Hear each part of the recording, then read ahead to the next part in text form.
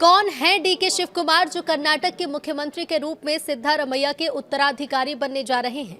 नमस्कार, बहुत स्वागत है आपका न्यूज 18 का डिजिटल प्लेटफॉर्म आप देख रहे हैं। मैं हूं आपके साथ रितु सिंह। सिद्धारमैया ने 28 मई को मुख्यमंत्री पद छोड़ दिया है क्योंकि कांग्रेस नेतृत्व एक व्यापक राजनीतिक समझौते के तहत उनके लिए राज्यसभा सीट पर विचार कर रहा है। डीके शिव कुमार को अक्सर कांग्रेस नेतृत्व द्वारा संवेदनशील राजनीतिक जिम्मेदारियां सौंपी जाती थी, जिसमें राजनीतिक अस्थिरता के दौर में पार्टी विधायकों का प्रबंधन करना भी शामिल था।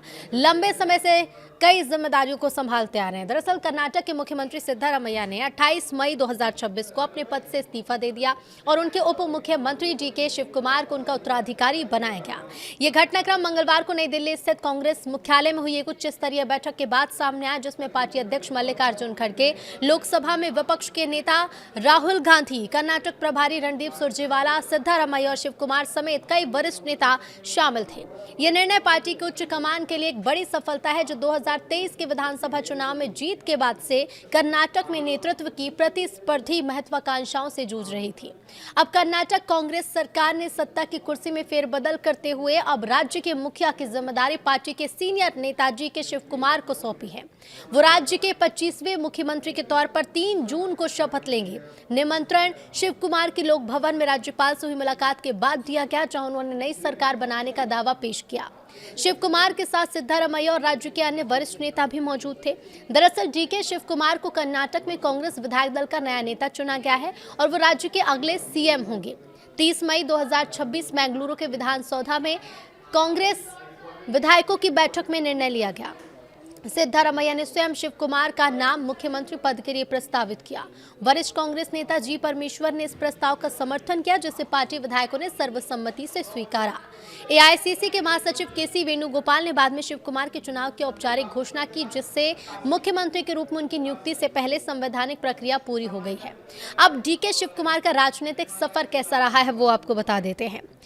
तो देखिए, छात्र नेता से कर्नाटक के सीएम बनने तक एक राजनीतिक रूप से सक्रिय परिवार में जन्मे शिव कुमार ने 18 साल की आयु में सार्वजनिक जीवन में प्रवेश किया। डीके शिव कुमार का राजनीतिक करियर 4 दशकों से ज्यादा समय तक फैला हुआ है। वो छात्र राजनीति में सक्रिय रहे, जब वो कांग्रेस के छात्र संगठन national students union of India में शामिल हुए। तेजी से आगे बढ़े और 1981 से 1983 के बीच एनएसयूआई के बेंगलुरु जिला इकाई के अध्यक्ष के रूप में काम किया। बेंगलुरु के रामनारायण चेलाराम कॉलेज में पढ़ाई के दौरान युवा कांग्रेस में शामिल हुआ और इसकी कर्नाटक इकाई के महासचिव भी बने। वो राज्य की चुनावी राजनीति में 1985 में आए और कांग्रेस ने उन्हें सथानूर विधानसभा क्षेत्र से जनता दल के सबसे प्रभावशाली नेता एचडी देवेगौड़ा के खिलाफ मैदान में उतारा। हालांकि वो हार गए, लेकिन डीके शिव कुमार के दमदार प्रदर्शन ने उन्हें होनहार युवा नेता के रूप में स्थापित कर दिया। 2 साल बाद सथानूर निर्वाचन क्षेत्र से बेंगलुरु ग्रामीण जिला पंचायत के लिए चुने गए। 1989 में उन्होंने कांग्रेस के टिकट पर सथानूर से पहला विधानसभा चुनाव जीता। शिव कुमार का पार्टी में उदय 1990 के दशक के आरंभ में तेजी से हुआ। उन्होंने सारेकोप्पा बंगारप्पा सरकार के गठन में महत्वपूर्ण भूमिका निभाई। जेल मंत्री नियुक्त हुए, जिससे राज्य मंत्रिमंडल में सबसे युवा मंत्रियों में से एक बन गए। 1994 में कांग्रेस का टिकट न मिलने के बावजूद उन्होंने बागी उम्मीदवार के रूप में चुनाव लड़ा और अपनी राजनीतिक प्रासंगिकता बरकरार रखी। कई दशकों में शिव कुमार ने कुशल आयोजक और चुनाव रणनीतिकार के रूप में प्रतिष्ठा बनाई। पूर्व मुख्यमंत्री एसएम कृष्णा के करीबी सहयोगी होने के नाते उन्होंने सहकारिता, शहरी विकास और ऊर्जा समेत कई महत्वपूर्ण विभागों का काम संभाला। सथानूर और बाद में कनकपुरा से लगातार कई चुनाव जीते और कर्नाटक में कांग्रेस के सबसे भरोसेमंद जन नेताओं में से एक के रूप में उभरे हैं।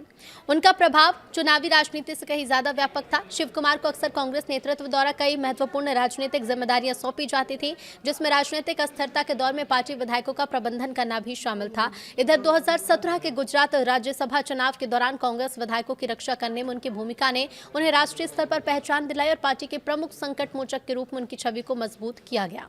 हालांकि नेता का करियर झटकों से मुक्त भी नहीं था। 2017 में आयकर विभाग ने उनकी संपत्तियों पर व्यापक छापे मारे। 2019 में उन्हें ईडी ने कथित मनी लॉन्ड्रिंग मामले में गिरफ्तार किया। कई हफ्तों तक जेल में रहने के बाद वो सक्रिय राजनीति में लौटे और मार्च 2020 में कांग्रेस अध्यक्ष सोनिया गांधी द्वारा उन्हें कर्नाटक कांग्रेस का अध्यक्ष नियुक्त किया गया।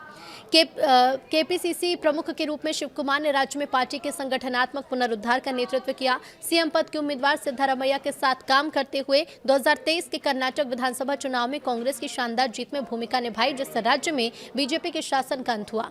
जीत ने उन्हें कर्नाटक के सबसे प्रभावशाली कांग्रेसी नेताओं में से एक के रूप में स्थापित किया। हालांकि सिद्धारमैया को सीएम चुना गया, शिव कुमार को उप मुख्यमंत्री नियुक्त किया गया और उन्होंने पार्टी और सरकार में भूमिका निभाई और प्रभाव बनाए रखा। आज भी वो कर्नाटक की राजनीति के केंद्र में है और कांग्रेस के सबसे मजबूत क्षेत्रीय नेताओं में से एक माने जाते हैं।